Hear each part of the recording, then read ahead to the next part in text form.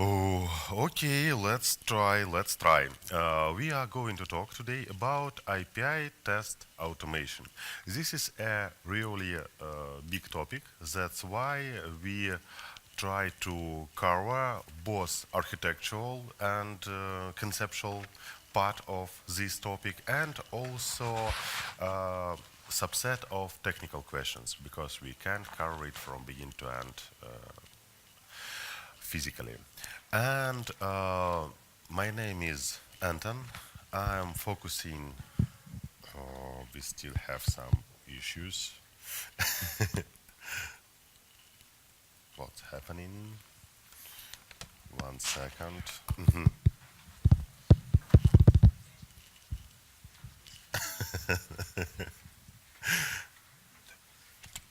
I also can't.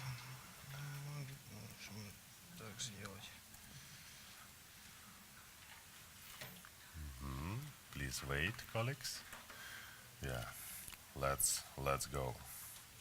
I still can change slides. Okay, my name is Anton. My main focus is low-level development and also QA automation. Firstly, development tools for QA automation and architectural questions. And that's why we try to cover this topic from both points of view, from testing sides and from developer sides, and I think this is important. And also let's avoid who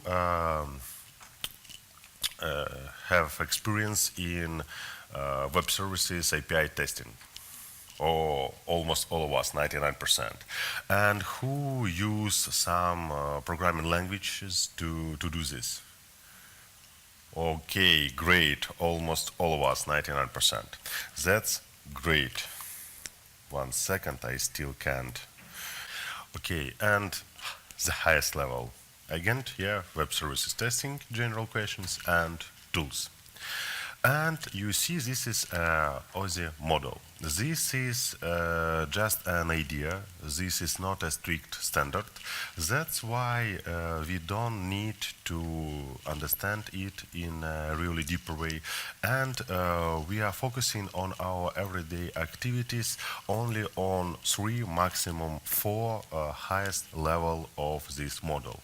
Application, this is our web browser and applications that we are going to test. Yeah, presentation and session.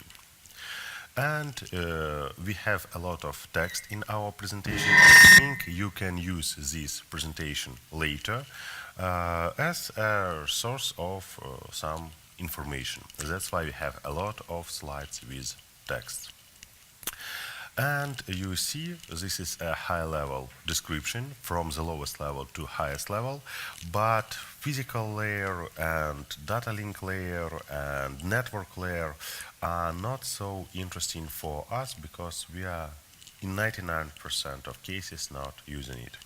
And we are focusing on a little bit transport layer and first of all on session, because especially for SOAP services this is a really important information. And presentation layer like XML, JSON or some other presentation format. And 7 application layers, the most important. And you see that data link, this is just a MAC, network just API, transport just, for example, UDP or TCP, and session, presentation and application, this is what we are focusing, requesting data, data format, and session details. And a little information, yeah, we have request line, we have headers, we have message body, and request response structure, just to refresh, because all of you are professionals. And response structure from a return code point of view. Yeah, everything, again, client, too fast, sorry. No, because I think that this text is when we will use this presentation later to refresh something and so on. I think the only important part really important that we have four main operations, like with the database. Yeah, we have create, read, update, and delete operations. Yeah, CRUD operations. And in REST services, we have get method, we have delete method, and we have update and post, get, delete, and update methods. And create, this is a post, read, this is a get, and update and delete, the same names. And several questions about architecture, REST and SOAP. Let's vote. You use only REST services or not? Yeah, only REST? Oh, most of you use only REST services. Yeah, today this is a trend because REST services easy to implement, much easier to cover with tests, especially automated tests, and conceptually each REST service call independent from other calls. We don't have long transactions. Yeah, we don't have some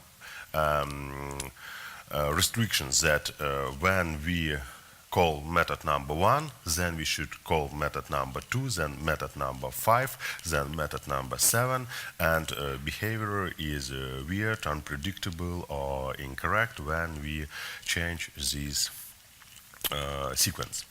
And we have the same in REST services, but this is a logical limitations. We know that, for example, we can't call method number 5 before we have some initialization steps using method number 1. But we don't have something like a physical limitations. And when all our methods are independent or close to independent, it's easy to cover them with tests and easy to develop them because we don't have a coupling of this stuff. We have information about different type like pooling, long-term pooling, WebSockets, but again, from testing point of view, this is not really important. This is really important information for developers. And we can see that behind the scene we can see different solutions, something like client, load balancer, web services, different instances, or something much more complicated like this stuff. But initially, from especially manual testing, this is not really important. And let's see. This is a visualization of REST services for Amazon and Netflix. This is not an up-to-date picture. This picture is at least 2 or even 3 years old. And even these old pictures look like something really complicated, and without special steps, without special tools, we can't cover all this stuff with automated tests. And what we should bold, we should be careful with estimations about how much time we need to mock dependencies, because we can't test this stuff as one entity. We should isolate each service as much as possible. To isolate some entity, we need to build some environment. We need to develop some mocks. We need to prepare some data. And when we are talking about such complicated stuff, we should invest much time. Sometimes these steps takes much longer than test developer.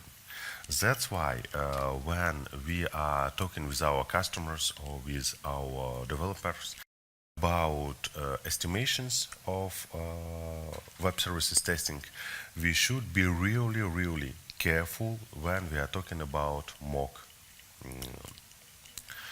development. And this is a so-called test stars diagram. And web services testing, just the simplest picture. And we see that it's really important when we have access to web services code and understand its structure and how it works. And it looks like white box testing. And I point it out because we will return back to this question later. And also, we should be focusing, on entered data. We have check the contract. Test that, test the logic, and test that data is correct. But looks really weird. We have a white box testing. We should have an access to source code, and we should understand, at least on a high level, how this code works.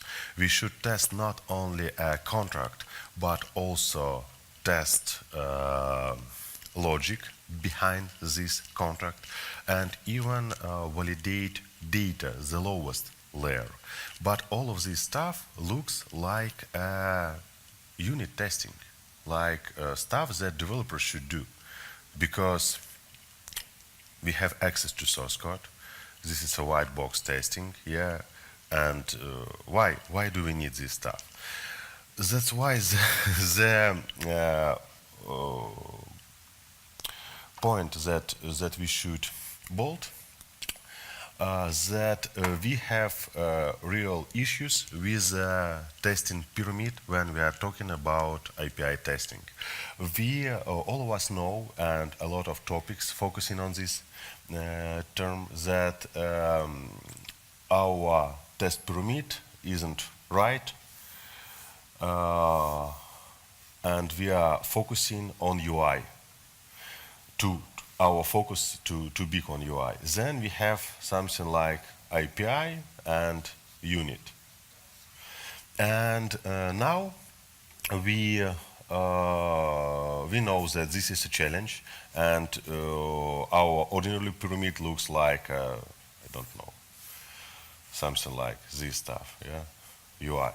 But still, we have in a proper focus on API testing. Ideally, we need to cover, from ROI point of view, this is the optimal way. We should cover API only end-to-end, the highest level, and should test only contract, because all other stuff we could cover with unit tests.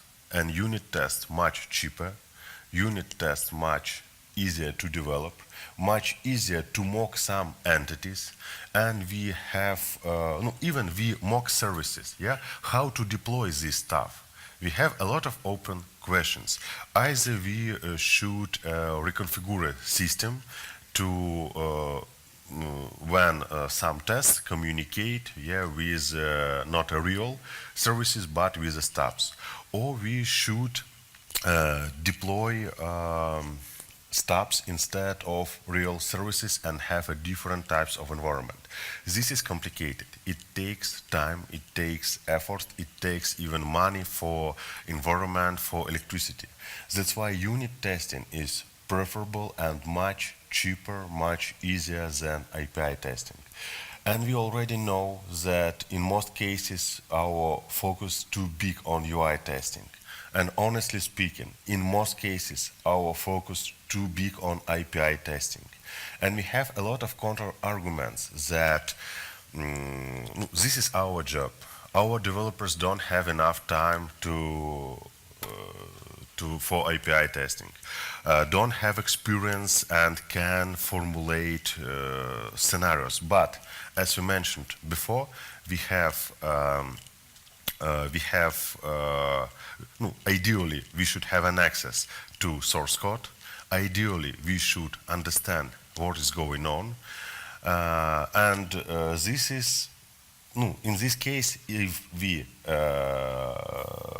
need all this stuff for good API testing, possibly our automation specialist could focus on high-level unit test, on something like this focusing on this area, but not focusing too much on this area, because this is cheaper, and still we do really close to technical stuff. And honestly speaking, API testing is much more complicated, even from development point of view, from unit testing, even high level unit testing.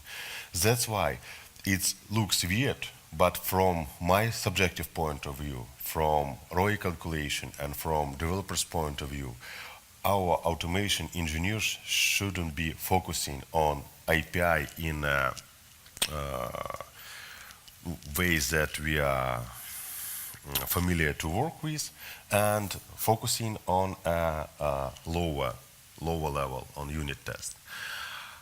And you see web services testing that we have stops, because we should isolate some dependencies. And yeah, you will use this presentation, a lot of information in a text. And what we should think before we will start backend automation. We should understand how my test will get access to backend. Am I able to authenticate? Can I create or request enough test users? Am I able to manage test data, or test DB should be added? Can I use test environment, or I should deploy application from test framework? Should I create any mocks? This is extremely important. And I think item 0, the most important item, we should build proper test pyramid and understand either our developers should be focusing on this stuff, or our automation specialists should be focusing on this stuff, or they should work as a team to do this stuff. Or we can do ordinary API testing, but it will cost too much, the same as we can focusing on UI mostly, but this will cost too much. And the most important conception, I think, to start efficient API testing is dependency injection and inversion of control, mock framework, domain-specific language development, code generation, and partially BDD, and such a principle as a single responsibility principle. Let's avoid dependency injection. Who familiar with this stuff? Not all of us. And mock framework, all of us are familiar with this? Not all, Okay, in this case, let's make several definitions about dependency injection, mock frameworks, and so on, but a little bit later. And the most important design patterns, because when we cover only end-to-end scenarios, yes, we can use some simple solution. But when we are talking about more sophisticated API testing, we need some architecture, sometimes complicated architecture. And when we use some tools, for example, REST Assured or some mocking framework, ideally we should understand what design patterns uses to implement these tools. For example, if we are talking about REST Assured, it uses abstract factory method, creation methods, all these fluent interface, because Herkin-like syntax implemented via fluent interface, and so on. That's why I think that all of us should be familiar with these design patterns.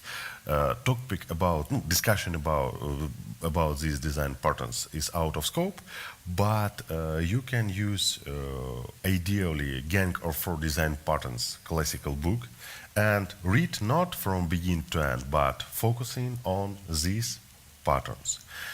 They are really important. And also we have a lot of idioms, and for example, any mock framework implements using generic, reflection, and lambdas. We can't even use mocks without understanding all this stuff, especially lambdas. Who have experience with lambda development? Again, not all of us. And with a reflection, not all of us. And with a generic, again, not all of us.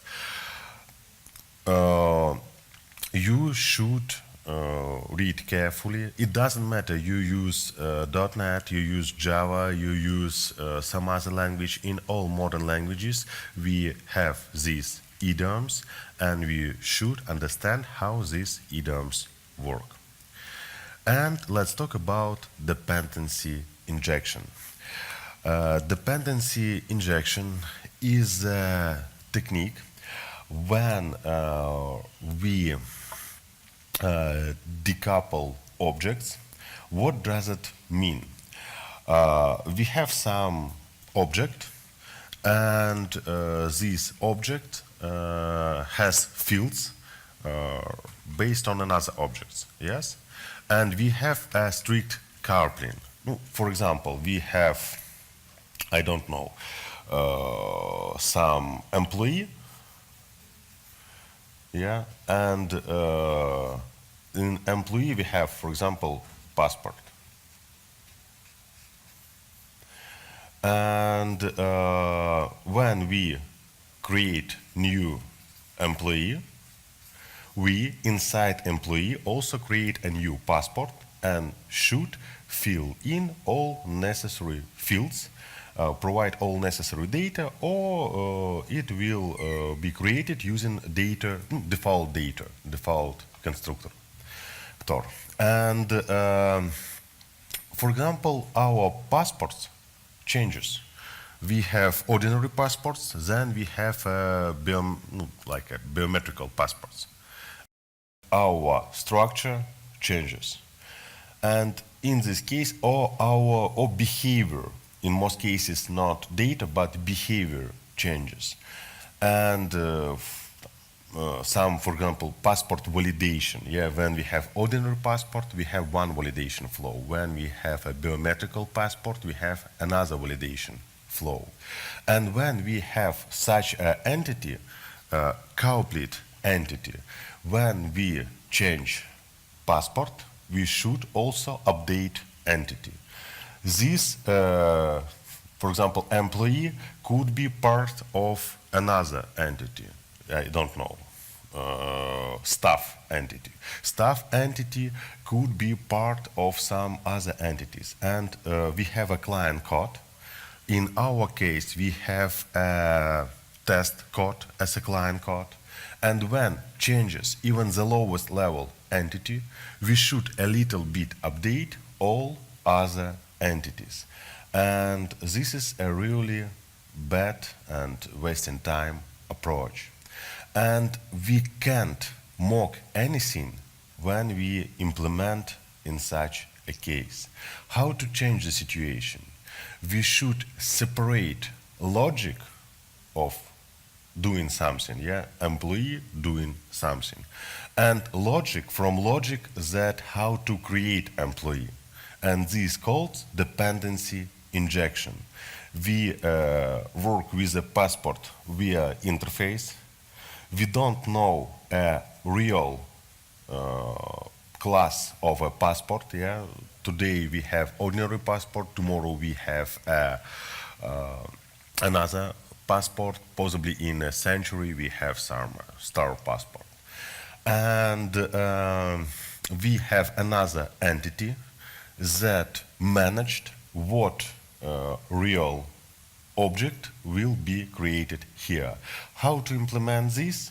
We should have either setter, yeah, to set a passport and provide a real object via setter, or actor, and we should provide a real object via actor, or like a interface dependency. In this case, employee implement interface that help us to configure interface passport on some other entities. And why do we need this stuff? We already mentioned that it really helps developers. It simplify our efforts, update client code, either high-level code or our test code, and it helps to mock something, because when we have just a passport and we need to mock a passport, yeah, to develop a fake passport object, we can do this because we create some passport inside entity.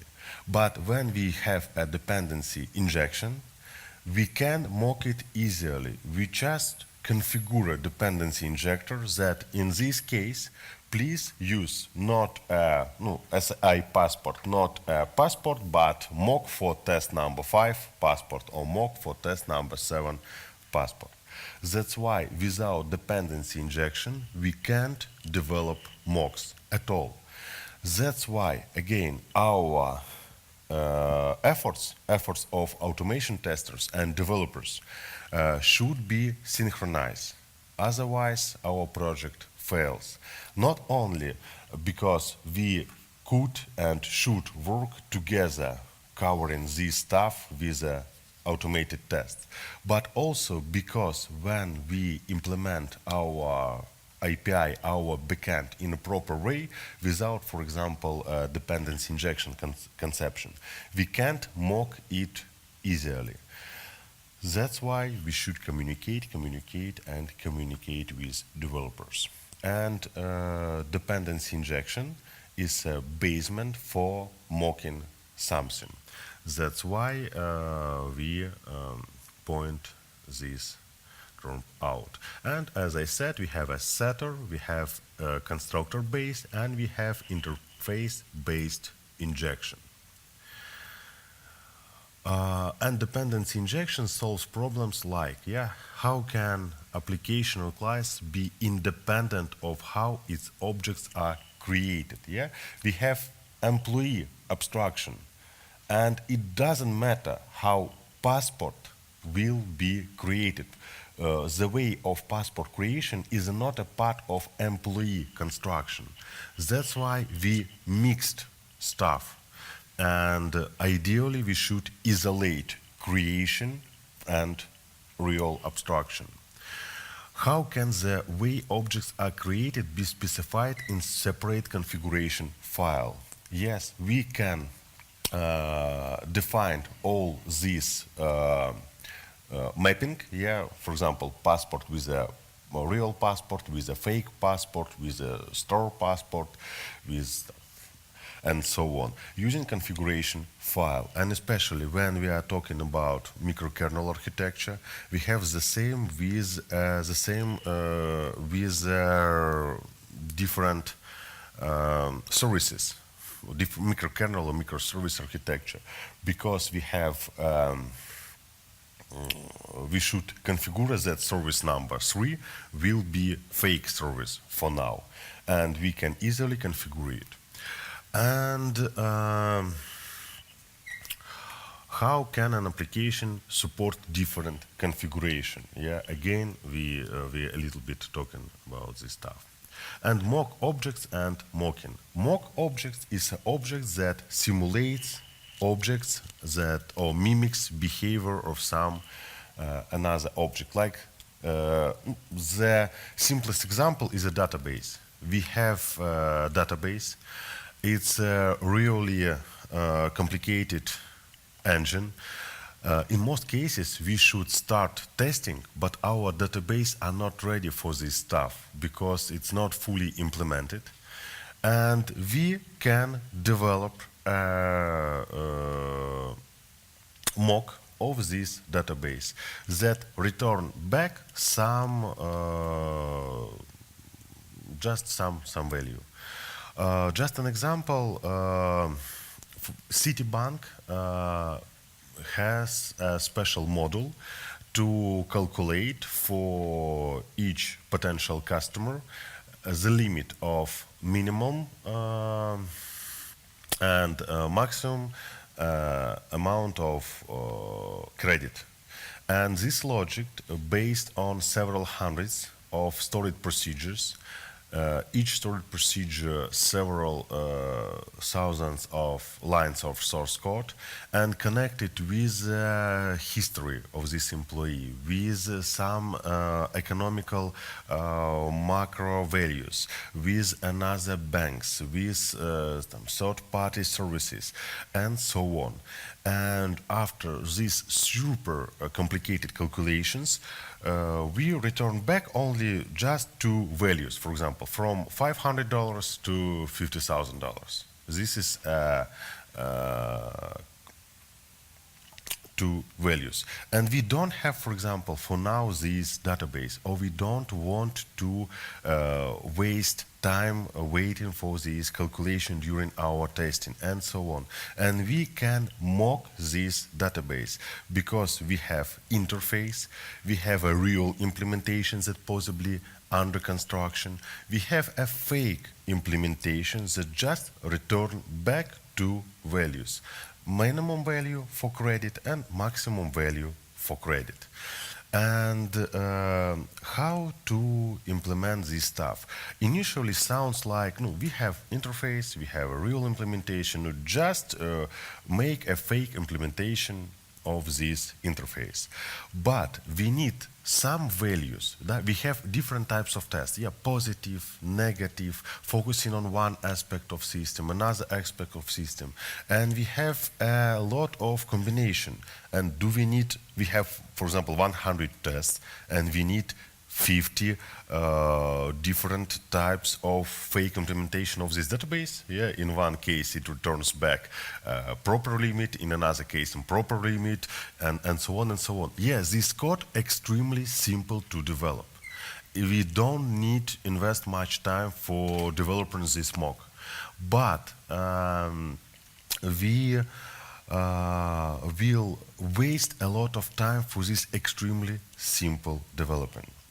And again, something changes, and we understand that we should change all our mocks. We have 100 tests, we have 50 mocks, and we should update, yeah, possibly just one line of code, and not in all cases, but we should refresh, we should understand, and so on. Somebody of you can tell that, oh, we have interface, we can have something like base mock, then we have special mocks, and so we have hierarchy of mocks. Okay, but still, this is just a mock. This is something that we temporarily develop, and then throughout.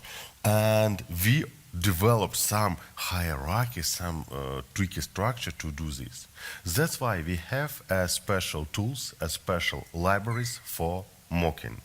And these libraries are based on reflection, because based on generic, we configure this generic entity with interface. Inside, use reflection to go through this interface, yeah, to understand all methods. And then we use lambdas to define some simple behavior. For example, to return minimum and maximum credit value for this employee, for this test. And this is really easy to understand and really good way when we have mock information about mock and information about test in one in one entity, yeah, as a one thing.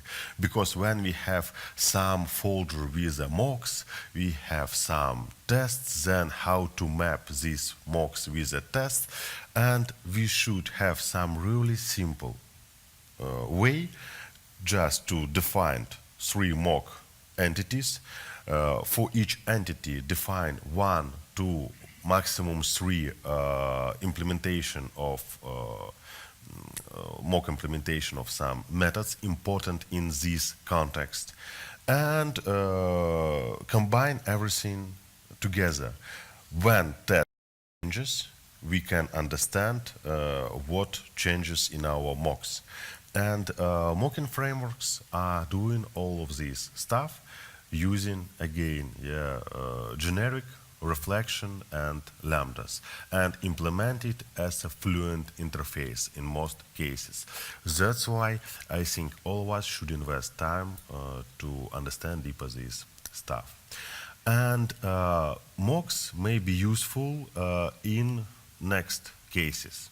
The object supplies non-deterministic results. For example, the current time or the current temperature. Yeah, current time, really simple example. It has states that are difficult to create or reproduce, for example, network error. It is slow like a database, yeah, the simplest example. Or some third-party service. It does not exist or may change behavior again, especially when our testing and development are working together. Yeah, this is really a popular situation. And it would have to include information or methods exclusively for testing purpose. Yeah. And use third-party services. Again, sometimes we should mock them because it could be even paid third-party services, and our test will be waste money. And simple example, yeah, like alarm clock program, and we have get current time as a service, and we mock it to test. And I really like the book, The Pragmatic Programmer, From Journey to Master. Let's vote who reads this book. Really great book. I think all of us should read this book from beginning to end. And this book consists of atomic advices without source code. Really easy to read, easy to understand, like a novel. Atomic advices about different areas of software development. Both from management point of view, from development point of view, from technical point of view. And we see that this is like a programmer, yeah, pragmatic, but programmer, first of all. But still, yeah, our efforts are something between testing and development. That's why this book is really good. And this is a subset of chapters that are really interesting for us. Domain languages, because fluent interface, we need to implement domain-specific language. The power of plain text, and plain text is a bare necessity for any type of code generation, and mocking frequently based on code generation. Code generators, passive or active. Codes that easy to test, for example, like in this example, we have code that follow dependency injection conception or not. Ambiguous automation and testing. The same in Russian. Test pyramid. We should remember about this stuff, that unit testing is the basement, including these high-level unit tests in all cases.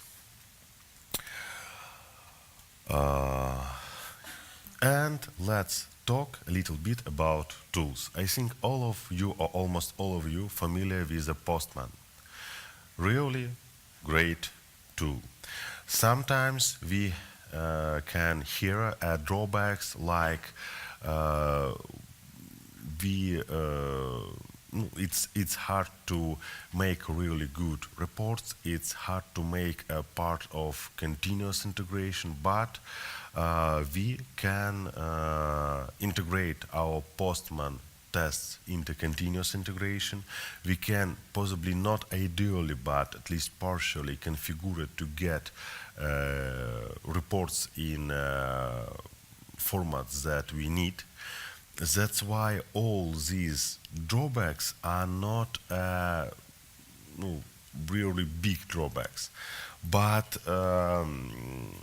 again, let's see to this picture. I think that if we developed our unit tests and developed our pyramid properly,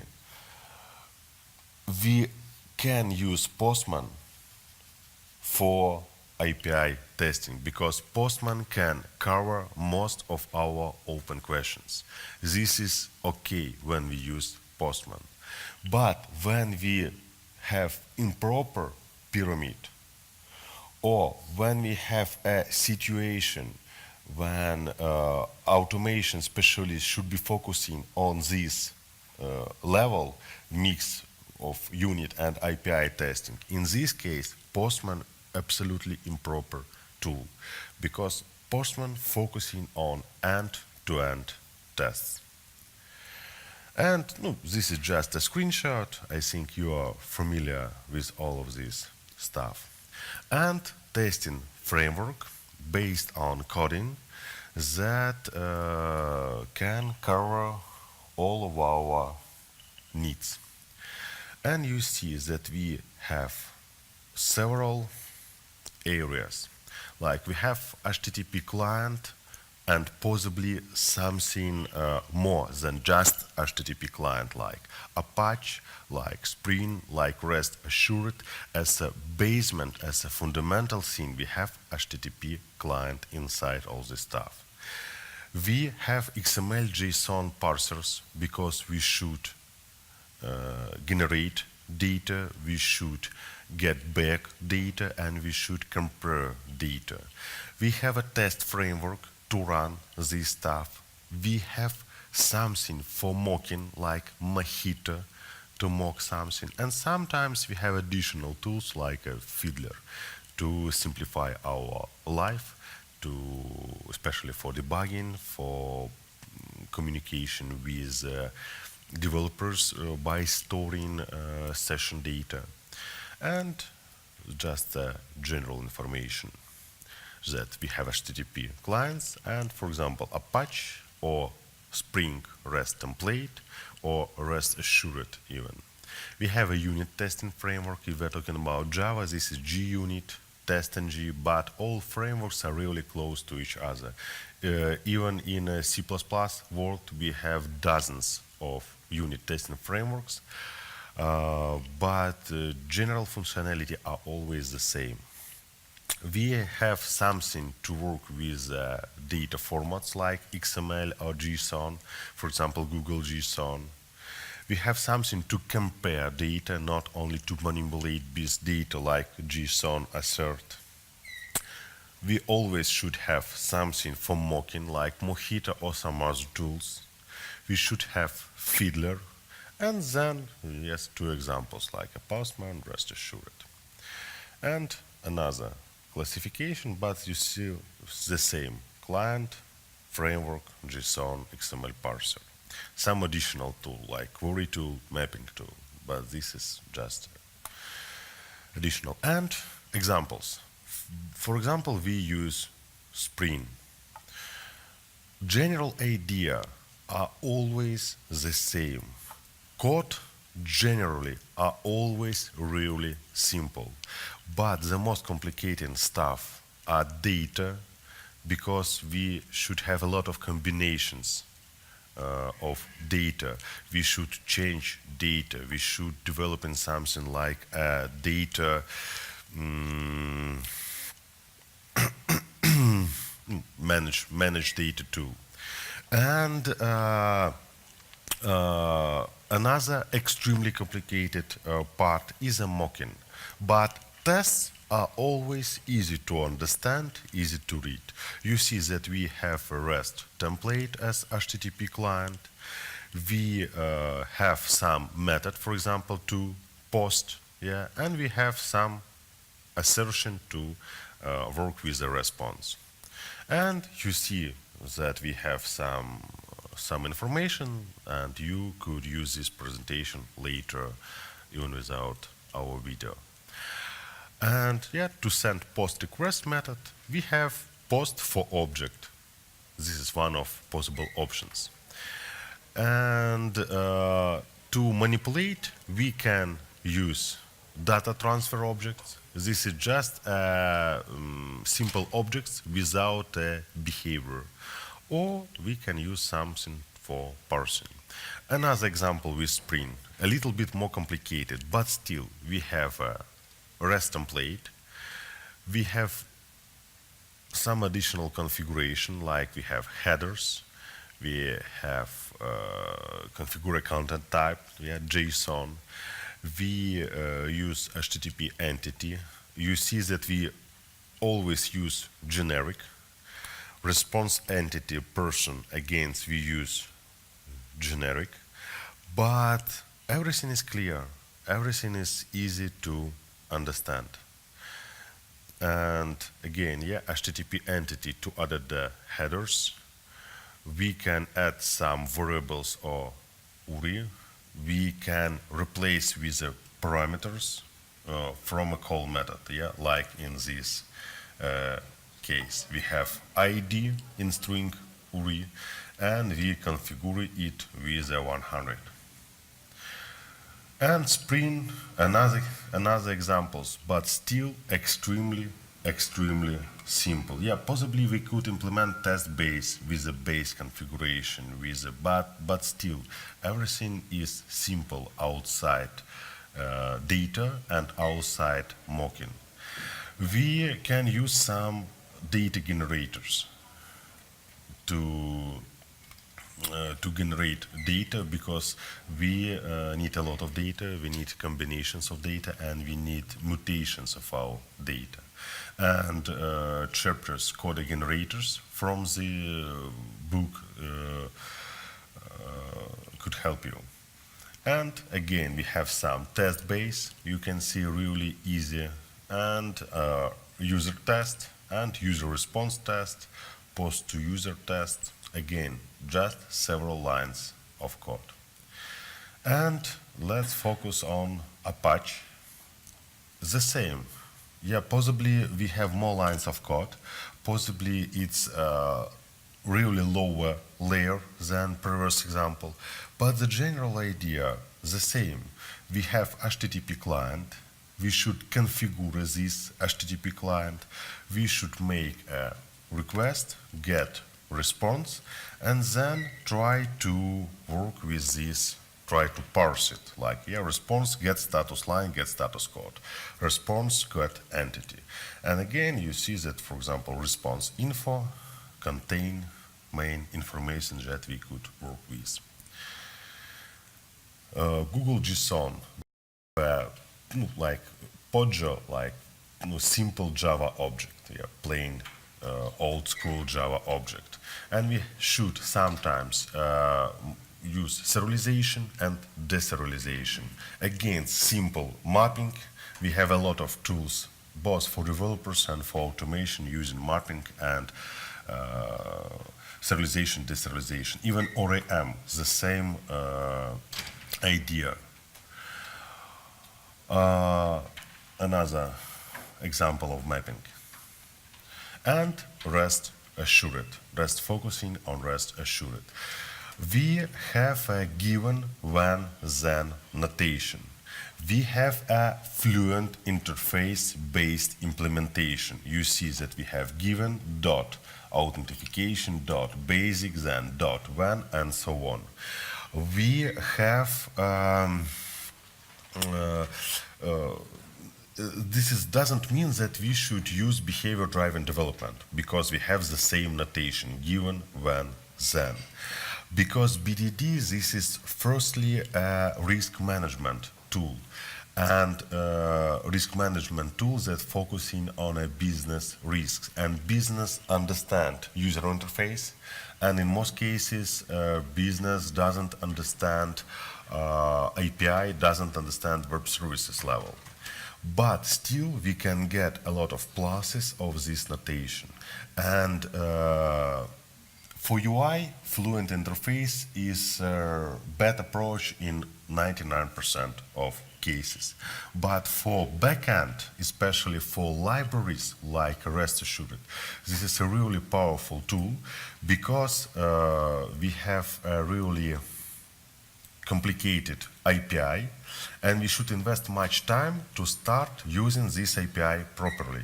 But when we have a fluent interface, when we have a separation, like a high-level separation given when then constructions, we just need to understand, firstly I should call given, then dot, then I have a not so big subset of methods, and I should understand easily, possibly using documentation, what method should I use. That's why for starting using, if you don't have experience with any libraries, rest assured due to Fluent interface are really easy to start. And you see, we have some press tabs on given. We have like a 3A rules. Yeah, we have press tabs, we have action, and then we have all necessary verification and assert, you see. Let's focus in a little bit on given. Yeah, given, we have parameter, we have header, one or two setting parameters. We then when get request execution and then response validation and response object. The same and really close to Cucumber or any other BTT engine. Again, we have query parameters, set path parameters, we have header section, we have cookies, yeah, more complicated example. You see, we have lines of code, we have necessary request.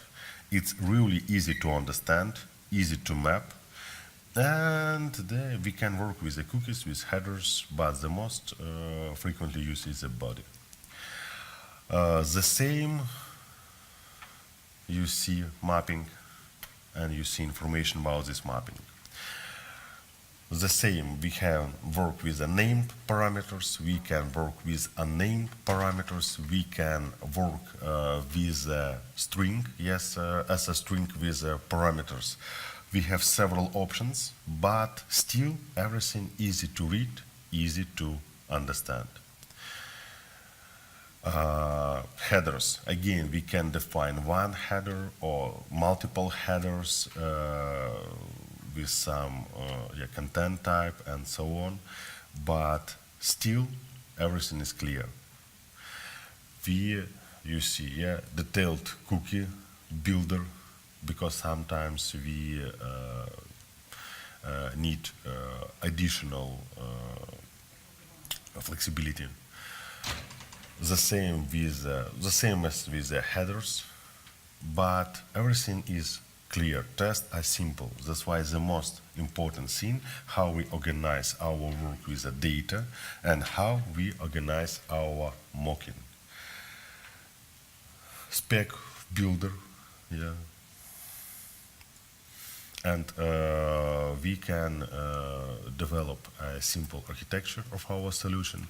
We can develop some base class using request specification, yeah, like this. Yeah, we have get common specification, return request specification, and specification example. You see, we get a general specification, and then we add some specific values or update already existing values.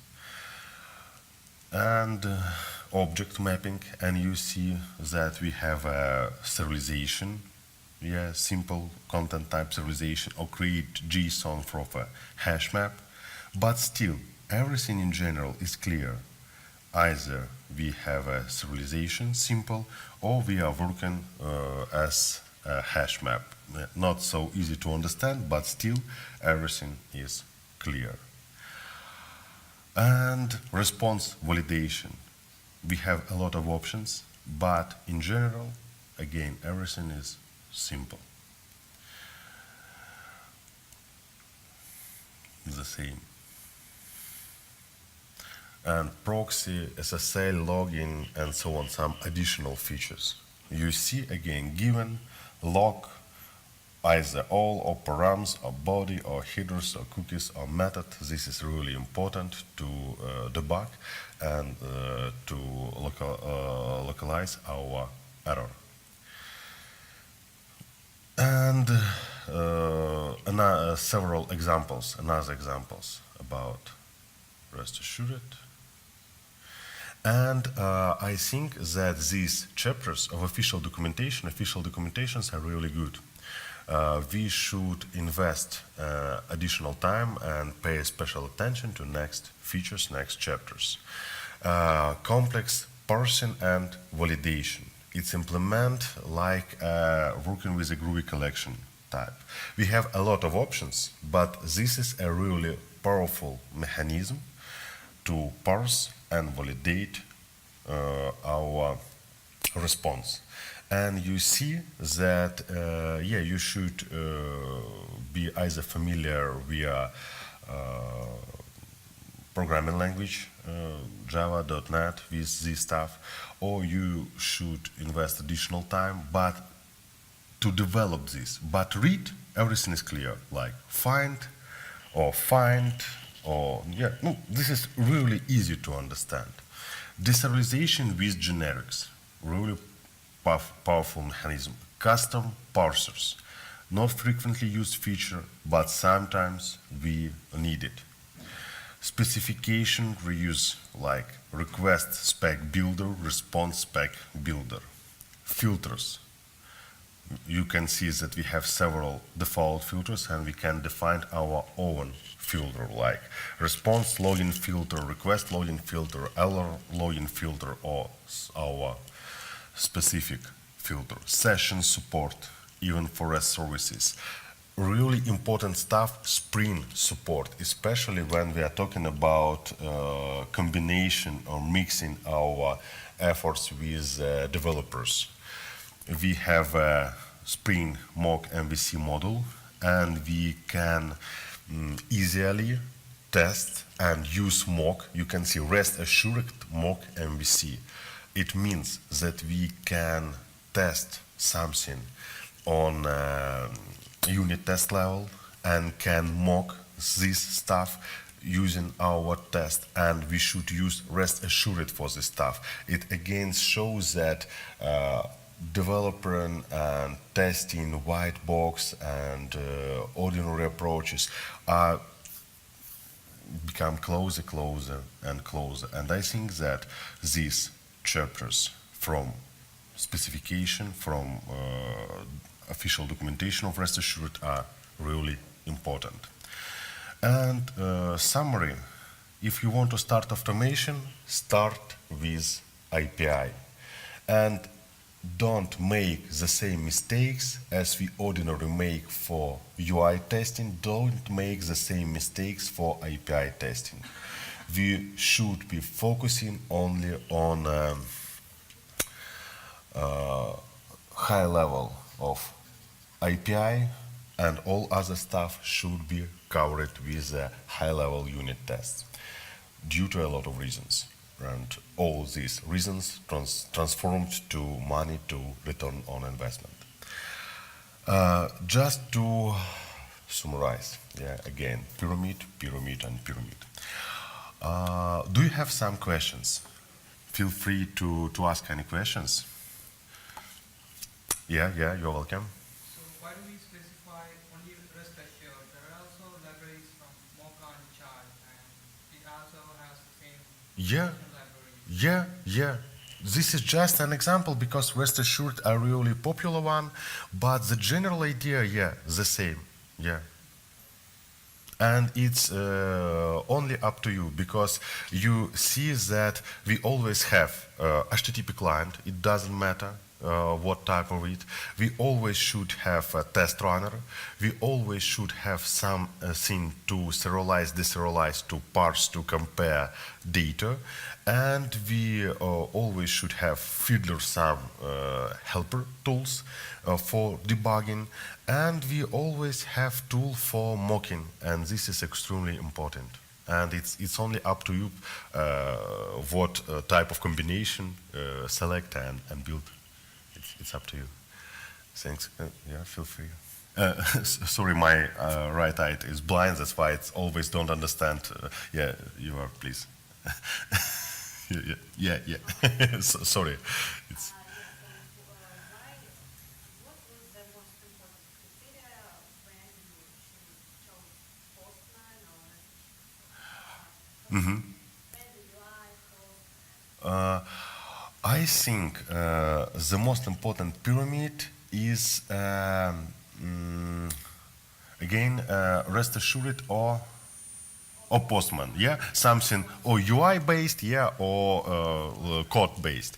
I think the most important criteria is the next one, like algorithm. We should build test pyramid. We should define who is responsible for each layer. And when testers responsible only for API layer and developers will be responsible for this stuff, then we should and could use something UI based. And again, it's up to our testers. If they are familiar with coding, it's really, I think, in most cases, easy to write code than to use some UI. The same as a command line interface. It's faster when you are familiar with a command line interface to use CLI than to use UI. But for most of us, we prefer use Windows, but not Linux via console, for example, yeah, or something UI based. And but when this our developers don't be ready to be responsible for this stuff, or we they no, for example, or we have a bigger team of testers than developers. Or, no, this is business needs, like from our customers and from our management. Then we define that testers are responsible for this stuff. And in this case, this is a bare necessity. We can't solve this technical challenge without coding. And it's easier to have one solution than two solutions. For example, yeah, like for this test we have one solution, and for lower level we have another solution. I think so. This is the most important.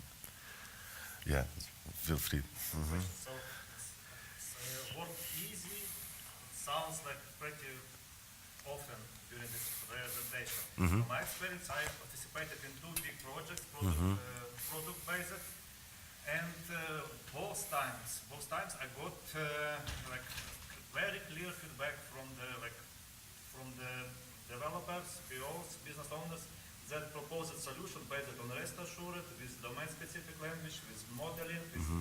So actually, all those things which you should just explain us. Yeah. So and both times those feedback is too complicated. It's too complicated. We could not afford to move with it. So from your experience, maybe you have some selling points because like some specific, because like general points are clear. Okay, you invest, you do the investments, but maybe something tricks which helps you to sell this. To sell this. I think, yes, this is a really good question. I think we should understand this topic from business point of view. Yeah, why business think that this is overcomplicated? Because this is our stuff. No, from technical point of view, why you think that this is overcomplicated? And frequently, business understands that later on a support phase. We don't have a big team of great specialists, especially when we're talking about outsourcing. In US, we have a next situation. All testers say that they are familiar with automation. All testers are also like T-shaped specialists. But when we look deeper, you understand that familiar with automation, yeah, experience of using Selenium IDEA and just 20 tests using this Selenium IDEA are okay, you're familiar with automation. And in this case, sometimes we should make easier, yeah, less efficient, but easier to support, easier to, especially even not easier to support, easier to understand solution, because testers on US sites can't later update, support this code. And for example, I took part in several projects where our architecture was limited by they should use just this dot and select a proper method because our QA specialists are not familiar with more powerful features of language. No, not familiar with the language, honestly speaking. And this is okay, yeah, because from business point of view, this is extremely important to have a predictable support cost and predictable time to find a proper specialist. But when you show that we always can help you, if you wanna just supporting, we can, I don't know, write exhaustive manuals. You use some calculations like ROI calculations. You see time to develop test, time to support test, time to be familiar with this framework. Let's compare all this stuff and you see that this is much easier to pay for some trainings for guys who will support this system than to waste money right now and doing this in an inefficient way. I think firstly we should ask right questions that get right answers from business point of view, from business prism, and then try to make some calculations to show that our approach more efficient from money point of view. But sometimes business absolutely right because they know their limitations, their market limitations, their employees limitations. No, I think so. Yeah, you're welcome. So, question from my real life. Mm-hmm. We started implementation of our automation system from APIs. Mm-hmm. We had a lot of changes in the React for the first time, Mm-hmm. and we have implemented new API automation framework with REST assured. But after that, when our UI was fully implemented, we switched to the UI. And currently we are supporting only a UI frame. Mm-hmm. And now here is the situation when, for example, we're covering most of the code by UI, Mhm. but Have nowadays we're changing such a lot type of pyramid, yeah. but now we're starting changing a lot in the API. Mm-hmm. So from the UI point of view, we don't need to change anything, but from the API, we have big changes in the web service. Mm-hmm. Should we somehow start supporting our API? Should we start running our API tests again, or we can just work with our UI tests? Really, really good question. Again, we should have a pyramid. This is an optimal figure. That's why we should always have some layer for API tests. Because either we invest too much time into our UI tests, or later we will invest too much time to error localization. For example, yeah, we could find all errors via user interface, but we can't localize it.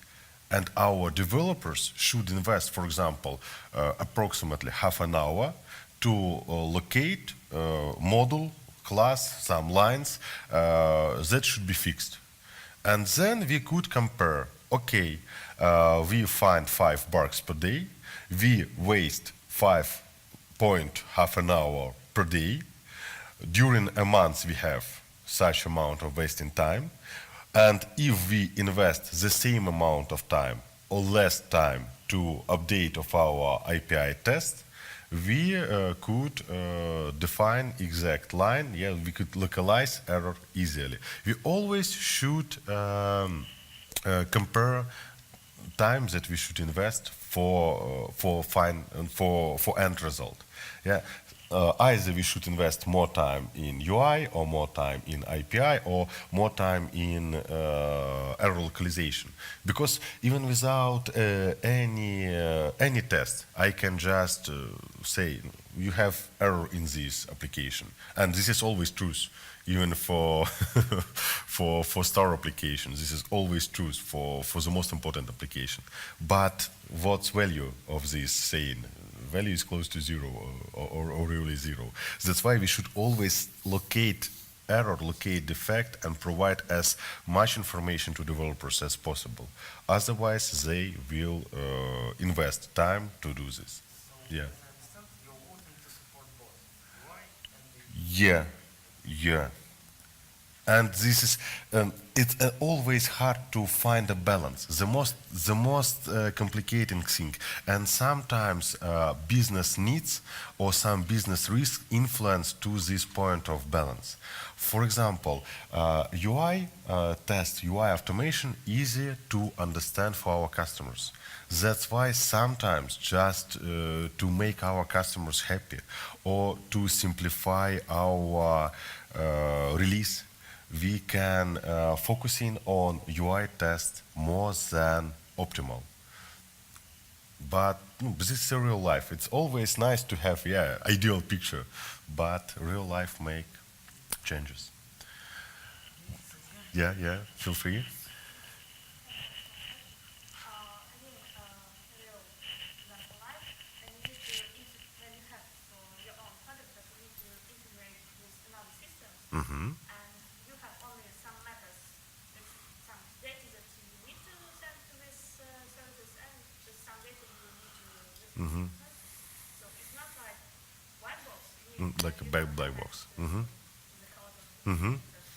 So, what should I do in this kind of situation? How can I not like test their IP integration Mm-hmm. because but how should I check that I send proper data and this data properly like integrate Mm-hmm. with the service, just something like that. I think we can test only contracts. Yeah, we have a definition of service number one. We have a definition contract of service number two. We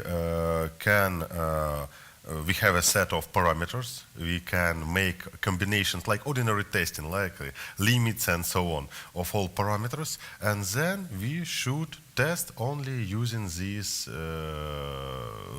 contract, because we can't influence to third-party system, we can't look into third-party system, and honestly speaking, this is not a bad solution for API testing, because if we are working on a white box testing, possibly better focusing on unit test level, or possibly high level of unit test, but still unit test, than on classical API testing, web services testing. I think so. This is normal situation. This is okay. Bad situation when we don't have a strict defined contract. Yeah, this is a weird situation.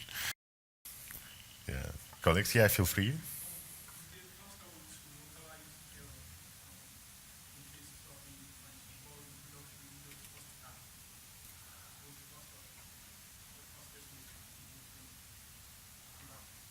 Hmm.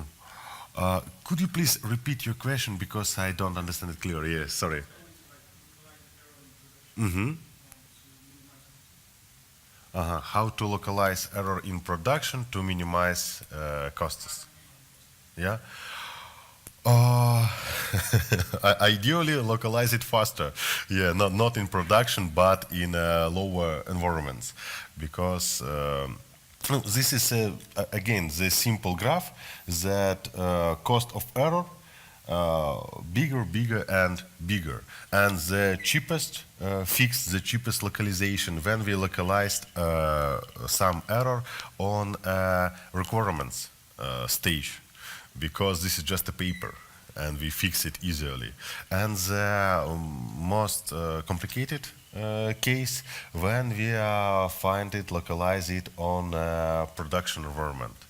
And I even No, I can say only that we should make something to find this error earlier. Make some pre-environments, add some checks on these pre-environments. And this is like all our quality assurance efforts are focusing on prevent this situation and on moving this point of localization to this X, I think. Sorry for so general answer, because the question is really complicated and I can't find either answer. Yeah. Colleagues, feel free to ask. Thanks for your time. If you don't have any question, we can complete. You see that we have a lot of text, and I think this presentation will be useful. Possibly text will be much better to understand than my speech. Sorry for my poor English. I have a break of English usage almost of 5 years. That's why English is not so good. And feel free to contact me personally during this day, tomorrow, after party, and via email, Skype, Telegram, Facebook, LinkedIn, any type. I'll always try to find answer. Thank you, colleagues. Thanks for your time.